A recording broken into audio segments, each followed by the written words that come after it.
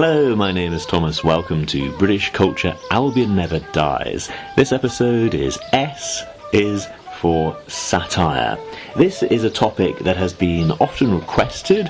Humour has been requested, comedy has been requested. I thought I'd touch on this one because, well, I normally do respond to requests. If people request a topic, I normally include it as much as I can. Humour I've generally avoided. It is, of course, very, very subjective. Everyone, has a slightly different sense of humour. Of course, there's a lot of culture in it. But then if you try and pull it out and work out what is the culture in a particular piece of humour, it can be a pretty humourless and joyless exercise. But I thought I'd have a go at this one. Satire is something I rarely enjoy, whether it's British satire or satire from around the world, and I thought it would give me a good chance to delve into some old favourites. So this is very much my take on satire. It's not supposed to be any kind of comprehensive history. It's more kind of an outline of the kind of things that I enjoy. I almost feel like I'm on holiday for this episode. Very, very much enjoyed doing the research. But having said that, I work for an academic publishing company, so I couldn't resist going through our archives and seeing if there's been any academic literature on satire. First of all, just to see if there's some kind of definition. What is satire? And happily, I came across a book called Satire, Comedy and Mental Health, Coping with the Limits of Critique, published 13th of January 2021. So this book included, as it's an academic text, a good definition of satire, and I thought it would be one to take a look at and think about, especially as this might come up later when I'm trying to work out, hang on, is this a piece of satire or is it just a piece of general humour? What is it? So, the definition from this academic book: satire is a genre with the purpose to critique and entertain. In other words, when we classify a form of creative expression as satire, we frame it as setting out to critique some social wrongness, as well as offering aesthetic pleasure associated with entertainment. These moral and aesthetic purposes interact in satire, although neither is wholly instrumental to the other, and they ultimately also pull in different directions, which makes the genre ambiguous. I really liked that little quote there, because I think it's important, to show that sometimes satire isn't funny, because it is engaging on some moral purpose. A lot of comedians talk about punching up. They want to make fun of people in power, which I suppose makes a certain sense. If you're making fun of those less fortunate than yourself, it's not really satire or comedy, it's just bullying. So a lot of comedy is based on making fun of people in power. Of course, that's not unique to the UK. You can very easily go online and find comparisons between almost any British comedy and American comedy, and that's something I'm not really going to go into. There's people who are simply more informed than I am about kind of transatlantic comedies. I think The Office is probably taken as the best example of, a successful British TV show that was remade for an American audience, because they really changed it significantly. They made, the characters reflect the environment that they are in. The worst example may well be Red Dwarf, which was such a British show, and it was hugely successful. I loved it. And they did try to remake it for the American audience, and I don't think it's the case that the American producers didn't get it. I think they got it and rejected it, and they completely made their own thing, which was disastrous, keeping a couple of the characters, which makes it all the weirder. And you can watch the pilot episode of the American Red Dwarf on YouTube. It's a very, very surreal experience for anyone who enjoys Red Dwarf. I should say very firmly, if you've never seen Red Dwarf, don't watch the American pilot. That's really weird. But if you have seen every single episode of Red Dwarf, then this is one more to watch. It is very, very strange. But as I say, those differences are something that's heavily, heavily covered in the internet, on YouTube and various blogs. But, satire is not purely a British and American thing either. I can remember almost 10 years ago, some Turkish satire. There were some major, major protests against the government in Gezi Park. And these protests were taken off CNN Turk, the main news channel, one of the biggest news channels in Turkey. CNN Turk was told to stop showing it, so they stopped showing the protests in Istanbul and started showing penguin documentaries.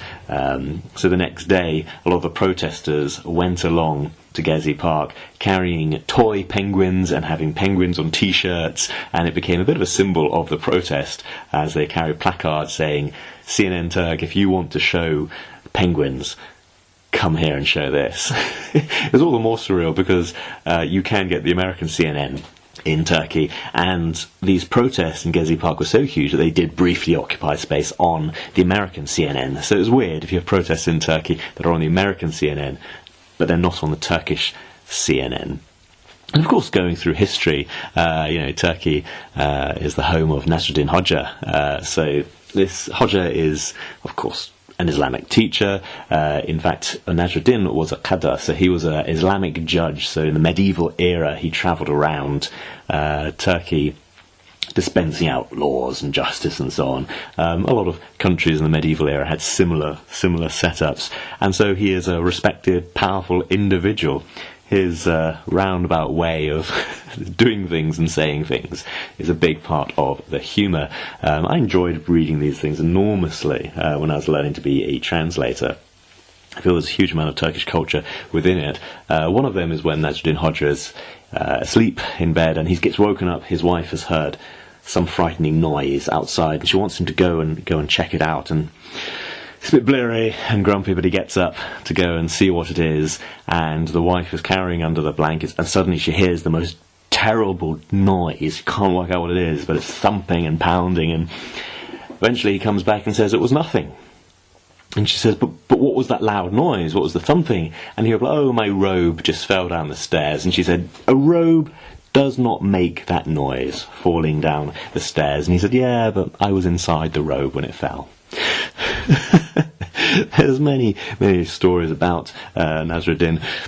Again, I'm not sure if it contains exactly satire, but then again it gets into the question of what is satire. Is it just humour? I suppose one bit of undeniable satire is the fact that in the Turkish Republic of Northern Cyprus, which is where I lived, for decades, there's a newspaper called Avrupa, or Europe, and they were pretty left-leaning. So in the 1980s, the government was under military power. The paper, Avrupa, was very, very, very critical, and so the government in Turkish Cyprus was told, close it down. So, okay, they follow the rules. Turkey is the supporter of Turkish Cyprus, so words were had, and the newspaper was closed. And the next week, the same journalists went to the same offices, same typewriters. They produced a newspaper with the same printing press, but instead of calling it Avrupa, they called it Africa. If we're not Europeans, we're Africans. So this newspaper is still happily going. Nothing changed but the title. And of course, I spent time in China where I'd say the Hong Kongese had a sharp sense of humour, particularly when in mainland China images of Winnie the Pooh were banned. This is because there are one too many posts on social media that the president of China looks like Winnie the Pooh. And it was particularly, he looks like Winnie the Pooh, and there's a picture of the Chinese president with the American president, then Obama, and Obama was compared to Tigger. The Japanese Premier Shinzo Abe was compared to Eeyore. A few Cantonese people I know said it seems funny because it's not insulting, it's cute, but I do think that they may have gone a bit too far when they said the president's wife looks like Piglet. So that was banned for a long time in mainland China. Eventually they allowed images of Winnie the Pooh, although not if they were comparing him to the president.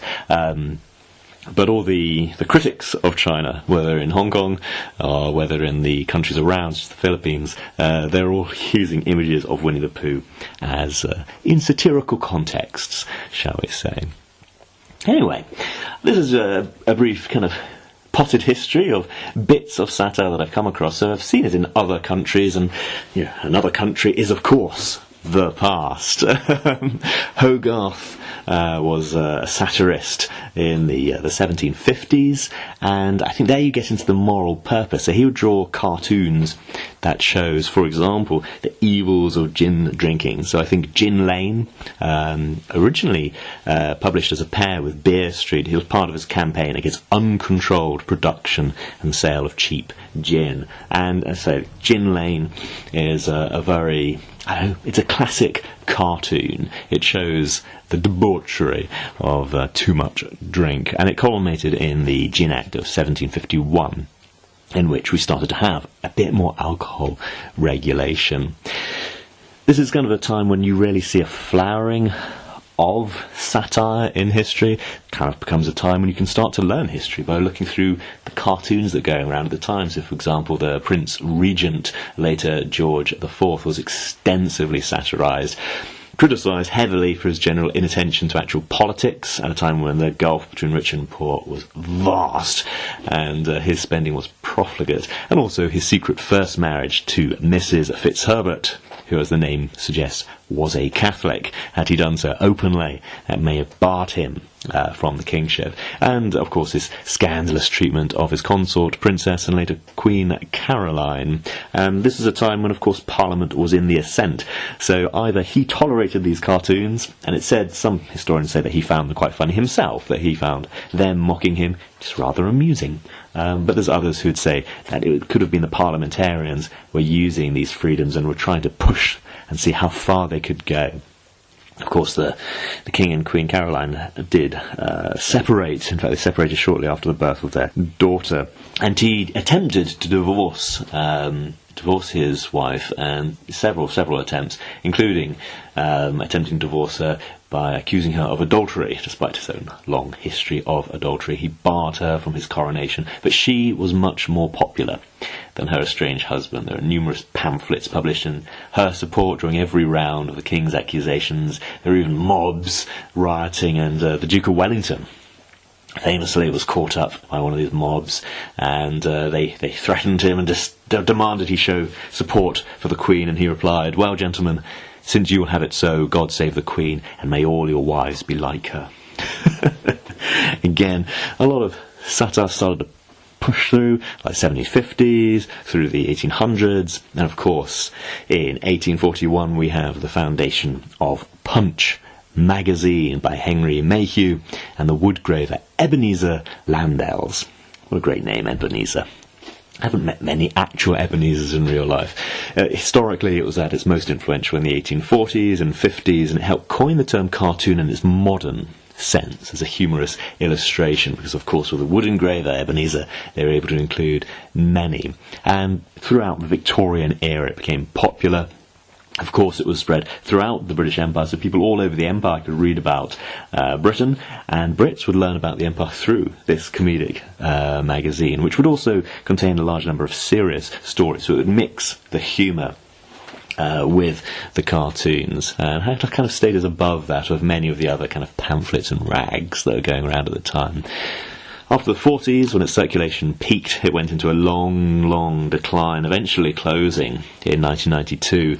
In 1996, the businessman Mohammed Al-Fayed bought the rights to the name, having been the target of Private Eye, another satirical magazine, for quite a few years at that point. So he's tried to resurrect Punch, I suspect to deflect the humour being directed at him from Private Eye. Anyway, it failed, and he lost about £16 million attempting to resurrect it. But as I say, it was very powerful in its day, even quoted at times by The Times and the Sunday newspaper News of the World, and that was still going. So they used it as a column filler. So it kind of achieved a higher status. Just to comment on its name, it's known as Punch magazine after the Punch and Judy puppets. You know, we've got Punch, Judy, the policeman, the crocodile, which are rather reminiscent of the Turkish characters Karagöz and Hacivat. You can find variations of them throughout the former Ottoman Empire, so most prominently in Turkey, Greece, Bosnia-Herzegovina, and there you actually have the class divide. So you have Karagöz, who represents the illiterate masses. So in the old Ottoman Empire, it's thought to be about 90% of people certainly 90% of Turks were illiterate, whereas Hajavat belonged to that educated 10% of, one might say, hyper-educated people. So he would speak, say, Persian, he would speak Ottoman Turkish, he would use poetical and literary language. Karagoz, of course, the little man is the more popular character, but Hajavat is the one with a level head. So Karagoz can outsmart Hajavat's superior education with his kind of native wit, his street smarts, but he's also incredibly impulsive, and he has a never-ending deluge of get-rich-quick schemes, which result in disaster. Does that tie into satire? Well, it was banned in Tunisia when it became a French protectorate, because it denounced colonialism, and they started poking fun there. And of course, as a modern puppet show, you've got Spitting Image, modern, 1980s, a puppet show that was very much satirical when it was running. Anyway, one of the joys of Punch magazine is it gave rise to a series of amusing articles about British history, culminated in the book 1066 and All That by Sellar and Yeatman, the history book to end all history books.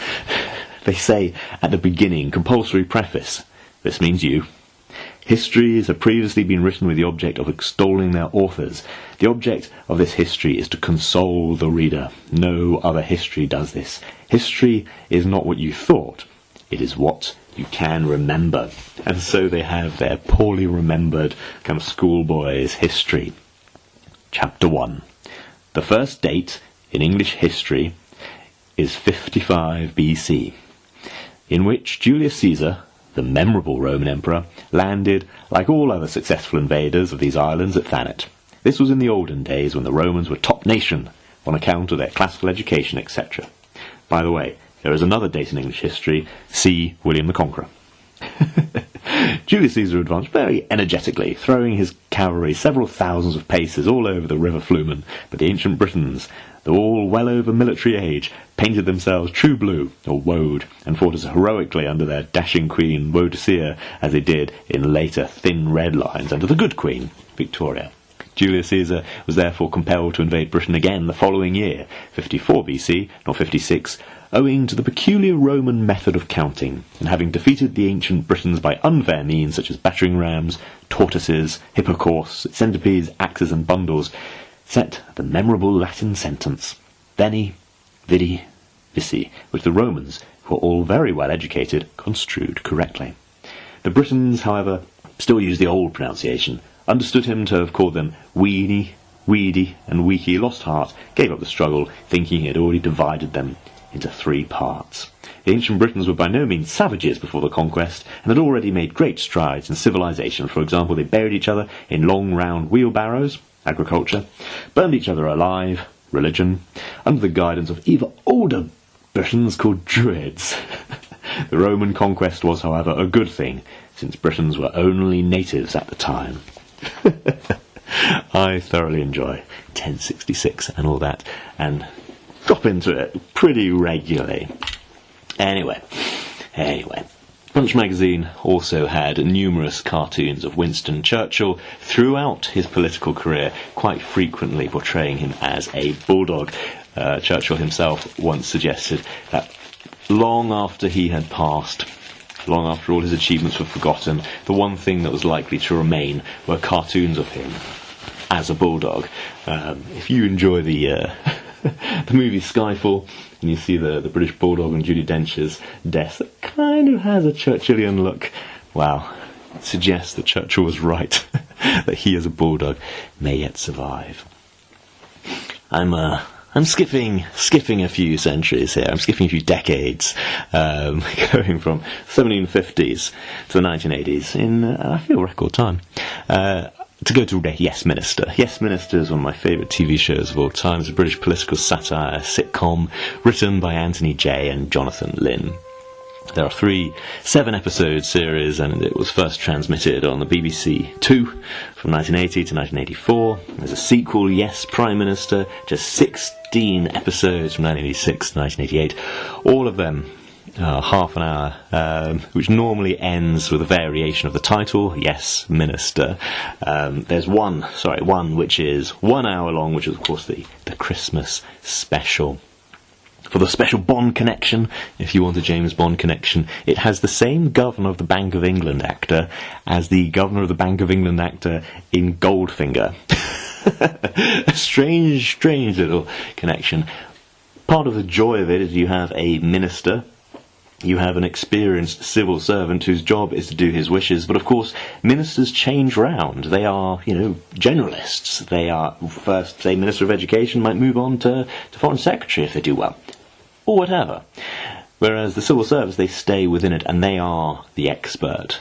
So the joy of the series is watching the generalist, who in theory is in authority, trying to get his plots to happen in the face of opposition from the specialist. And often we have Bernard, who is the minister's assistant, but of course is part of the civil service, who is kind of between the two grand men.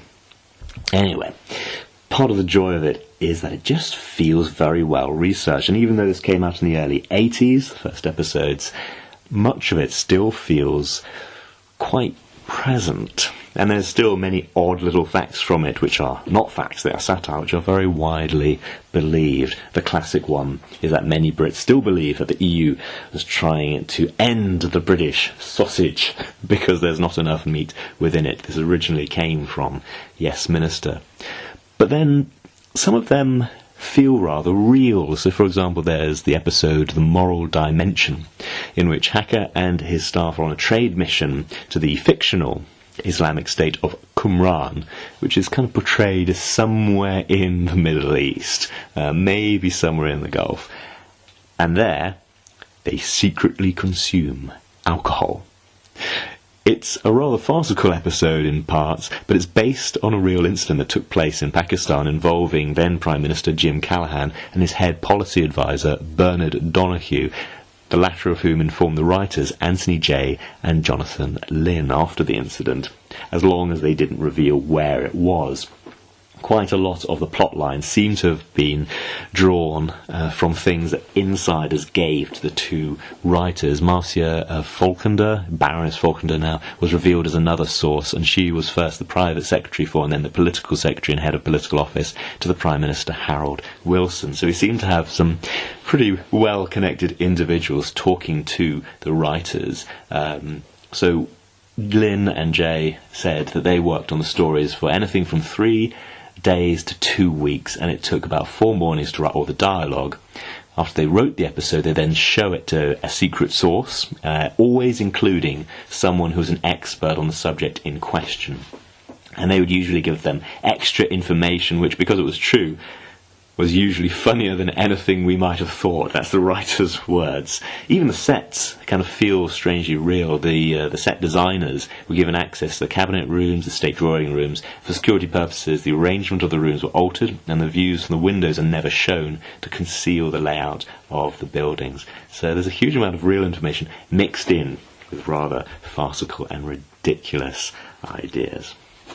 Anyway, it is something that I really enjoy, and I remember when I was in the United States, I was able to watch it on BritBox. I think here it comes up on, say, iPlayer. I got the books, which were published at the time, and of course it would have been an easy thing just to churn out the scripts, but instead they published them as if they had been written in the far future and everyone's retired and all the government folders have been opened under the 30-year rule, and the writers have gone through as historians. So, of course, these have in theory been published in the very far future, 2018. Jonathan Lynn and Anthony Jay write in the preface to this book, which is supposedly largely drawn from the diaries of the minister. So they say, we encountered 3 principal problem areas in editing these diaries: chronological, technical, and interpretation. First, chronology. At all times you've striven to maintain a chronological day-by-day account of each of the main events he retells, even though the original diaries are much more confused. There is a risk of historical inaccuracy in this approach, as Hacker himself was indeed deeply confused for most of his time in office, and the diaries perhaps ought to reflect this confusion. If, however, the diaries reflected his confusion in full, they would become virtually incomprehensible to the reader, as indeed the events themselves often were to Jim Hacker. Technically, we have completed and punctuated sentences, unmixed the metaphors and corrected the grammar, unless by leaving the original we can give insight into Hacker's state of mind.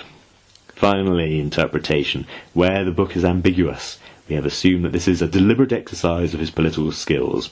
Often he was unclear about what events meant, but often he was deliberately vague.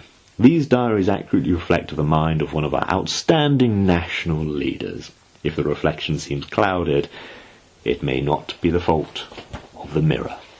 I do love the extra mile they went to for this. I suppose, if you want a satirical take on events now, there'd be few better places to start than Private Eye. As Punch magazine went into its long, slow decline, so Private Eye came to prominence as the new replacement. And the latest episode, that came out yesterday, the latest issue, which is issue number 1590. Goodness gracious, 1,590, and they're all really good. I've been reading them for years. The latest one, of course, is full of Prince Harry and his latest book. But they're hoping that he'll make up for the royal family before the coronation, William's or possibly George's. Private Eye, again, is a satirical magazine, and yet it will also cover, first of all, serious news at a national level. It's one of the very few publications that go into abuse by local councils and waste and graft by local councils, which I greatly appreciate. And they'll also have Hackwatch and the Street of Shame, in which they're talking about misdeeds and misreporting in the national newspaper. So, for example, The Independent, talking about Prince Harry, put, and I'm quoting, "Harry reveals he didn't cry over his mother's death for 17 years and recalls speaking to his then-girlfriend, Cressida Dick, saying, 'This is the first time I've been able to cry about my mum since the burial.'" As Private Eye points out, Cressida Dick is the 62-year-old lesbian ex-Met Police Commissioner. So goodness knows what name they intended to write, but The Independent rather got that one wrong. I did once hear of a gentleman who took a flight from London to Edinburgh, I think, and he forgot his passport, and of course Brits don't carry photo ID generally. But he had a copy of Private Eye, so to convince them that he was British, he went through with the customs officers explaining all of the jokes. There are some running jokes, so let me go into what they are. One of them, pretty recurrent, is the use of the term Ugandan discussions. Ugandan discussions, or a variation of it, such as discussing Ugandan affairs, is a euphemism for sex, normally whilst carrying out a supposedly official duty. This is an archaic term. It comes out from an incident at a party hosted by the journalist Neil Acheson and his first wife, in which fellow journalist Mary Kenny allegedly had, quote, "a meaningful confrontation with a former cabinet minister in the government of Milton Obote, later claiming they were upstairs discussing Uganda." I recall, I think it was Jeffrey Archer went on holiday with some glamorous model to Kenya, and so Private Eye had a lovely picture of the two of them walking along the beach referring to Kenyan discussions. So there's a few variations of that one. Tired and emotional, I feel that one's become quite popular. It's a euphemism for being drunk. It's used by the British press to avoid libel laws, coined by Private Eye after a BBC report which used the term describing the 60s Labour cabinet minister and deputy leader George Brown, who was an alcoholic. It was first appeared in a parody memo supposedly informing civil servants how to describe Brown's conduct and state of mind. Since you can't prove intoxication without forensic evidence, so journalists use the phrase tired and emotional quite happily. They've got quite a few. I think one of them is that Elizabeth II was regularly referred to as Brenda, and Charles III as Brian. So I remember watching the TV show Spooks, a BBC spy series, broadcast sometimes in North America under the name MI5, but sometimes in Canada they would keep the original name Spooks, but they refer to Buckingham Palace as Brenda's Place. And of course, Prince Charles's life, as then was Prince Charles, was covered in The People's Prince. His romance with Diana was in Born to be Queen, and what subsequently unfolded was covered in Heir of Sorrows. So these are all columns. Many of these have been published as books. And in fact, the latest episodes, I keep calling them episodes, the latest editions of Private Eye have contained, by Dame Hedda Shoulders, a short story special. I'll just read out a little bit from The King of Troubles. One does so worry that this awful crown thingy on the TV will make people think I'm some sort of weirdo. King Charles was in ruminative mood as he confided in his oldest and most trusted friend. I mean, the viewers are bound to believe that it is a documentary and that the strange, eccentric and bad-tempered Charlie on the telly is the same as your actual old friend Charles. There was no reply from the aspidistra in a corner of the royal drawing-room in Buckingham Palace. He is interrupted by Sir Alan Fitztightly, Royal Pen Pursuant, Steward of the Stinkwell and Master of the Mont Blanc. You're not talking to the plants again, are you, sire? I'm afraid the aspidistra doesn't have security clearance and the new Prime Minister has arrived. Oh, not again. Oh, dear, oh, dear. Well, he did actually greet Liz Truss with oh dear, didn't he? Anyway, these are great fun, and I do enjoy the Private Eye books. They have had a series, a long-running series on Prime Ministers. So I remember The Secret Diary of John Major, which was great fun. And the latest thing is the Prime Minister's highly confidential WhatsApp group, where Rishi Sunak will send a message saying, "Happy New Year, guys!" And Penny Mordaunt will reply, "Why? Are you resigning? After all, you've been Prime Minister for over 2 months. Surely it's my turn now." Great New Year bants, Penny. But seriously, I've got so much to be excited about, like Sunakasm. Theresa Coffey, Health Minister, replies, what's that when it's at home? Or second home? Or fourth home? So it has all these parodies of all the top politicians. Anyway, that's enough of that. It's been almost half an hour, so I'll end by saying that if you'd like a bit of British satire, Private Eye magazine doesn't really have an online version. In fact, the editor often said that he wanted to replace the entire website with a single page, as a French satirical magazine does, which just says, "Go away and buy our magazine." So there's not too much on the website. They occasionally share bits, but you can see Ian Hislop himself on the TV show Have I Got News For You? Well over 60 series now. It's been going for about 30 years, and you can see the editor who provides some of the serious information for the show, opposite the surreal comedian Paul Merton. Always a shock to the audience that Ian Hislop is in fact younger than Paul Merton. But there you can see the two fellas talking about British politics in a satirical way. I suspect this might be a fun way to learn about British politics, but I don't know. Maybe you can take a look and tell me what you think. S is for satire. Thank you very, very much for listening. I hope you enjoyed it. As I say, I've been asked to do humour and different types of comedy and cover them. This is one that I really enjoy. So maybe check out Yes Minister. Maybe check out Have I Got News For You. See what you think. And if you don't find it funny, well, just have a different sense of humour. Maybe check out some Turkish humour. Thank you very much. Goodbye.